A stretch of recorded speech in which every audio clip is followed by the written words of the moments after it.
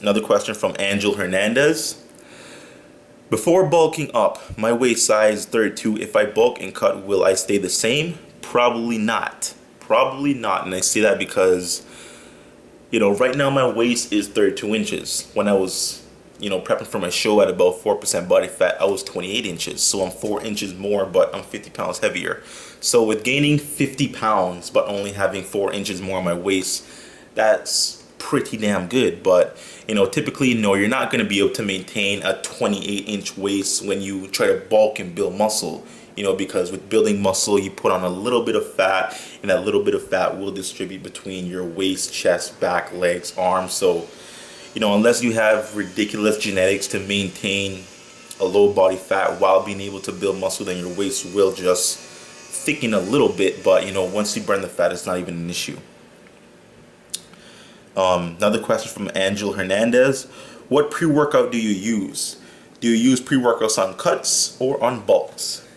Typically, I try to stay away from pre-workouts. Right now, I'm just taking the old coffee. When it comes to pre-workout, it's the staple of a pre-workout is coffee. All the other ingredients are just this little, like nitric oxide, beta-alanine. It's not needed. So right now, I'm just taking my coffee. If I want to, I'll buy beta-alanine and agmatine in its free form and just take that because that can actually aid with the pump and give you a little bit of energy and focus too. But beyond that, no, I don't take anything else besides my coffee. There might be one product that comes out that I have interest towards and I'm like, let me buy that and give it a try. But yeah, that's a rare thing. If they come up with some kind of new formula and I like the ingredients, then I'll definitely give it a try. I'm not against pre-workouts, but I tend to stay away from them because they just give the same effect as coffee. So why am I going to spend $30 on 30 servings when I could just go to the store, buy coffee for $10 that has 100 servings? Come on now, it just makes more sense, right? But again, like I say, if something good comes out and I want to give it a try, then I will. Question from BHD Kid 1. Hey man, do some full days of eating. All right. Also, what mobility exercise do you do? Why and how do you do them? I don't really, I do mobility exercise, more so for my shoulders and legs. Shoulders, I'm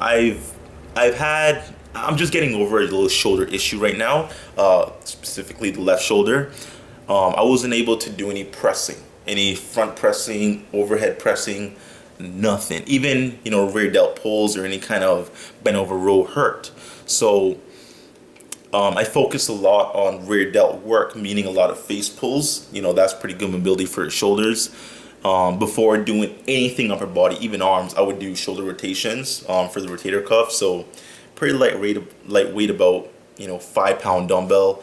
Do about 10 reps. Go to the side, 10 reps, and then even some rear, 10 reps, and then from here 10 reps, and then do some laterals, and then of course kind of shake it out a little bit. With legs, and I'll just do some stretching. I'll try to attempt to split, try to go as low as I can. I'll take my leg, try to anchor it or hang it up somewhere, and try to put my forehead to my knee, stretch out the hamstring. But I just do some leg stretching and some shoulder mobility work, but nothing too special. And yeah, that's pretty much how I do them. Another question from Angel Hernandez. Carbs in the morning and whey protein to spike insulin level on a cut. Is it bad? When should I eat carbs and why? You should only eat carbs when you need them, okay? When you need them, all right?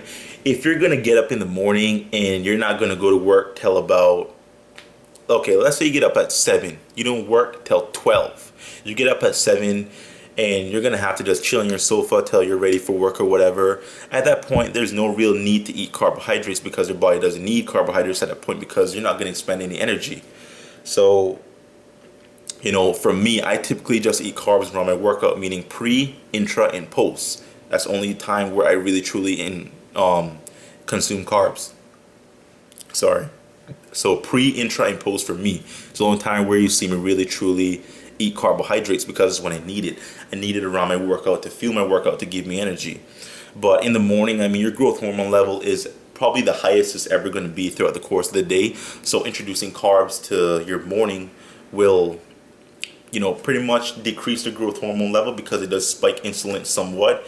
But even protein powder spikes insulin somewhat, so that's even going to reduce growth hormone slightly, but not as much as glycemic carbohydrates. So, you know, I tend to stay away from carbs in the morning. I'll have like a higher fat breakfast, like some bacon, some whole eggs, maybe some sausage, some nuts. You know, I'll throw that in with a salad or something.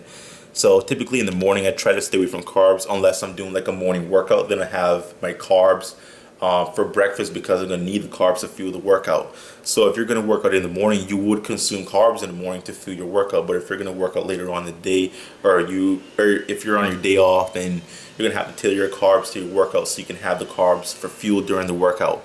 But you know, if you don't need the carbs, if you're not gonna expend energy, then you don't need to take them in, because carbs are energy for the body. If you don't need to expend energy, why take in carbohydrates, right? So kind of have a higher fat breakfast, higher protein breakfast, and just utilize carbs when you need them. That's my opinion.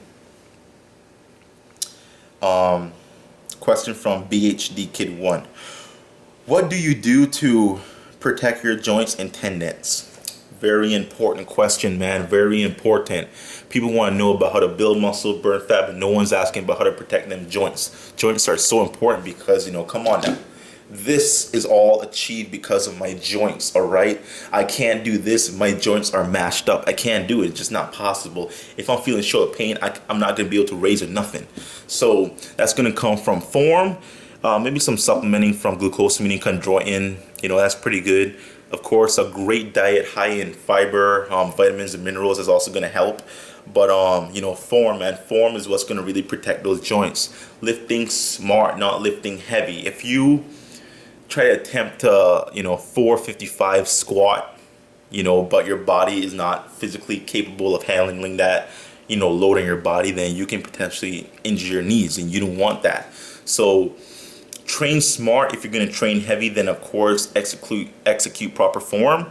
Equipments like belts, you know, knee wraps, elbow wraps, wrist wraps, those can definitely help because they cushion the areas that you're going to be, you know, pretty much working, I guess.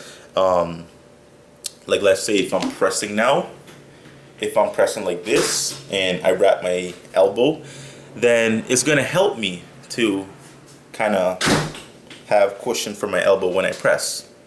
So next question.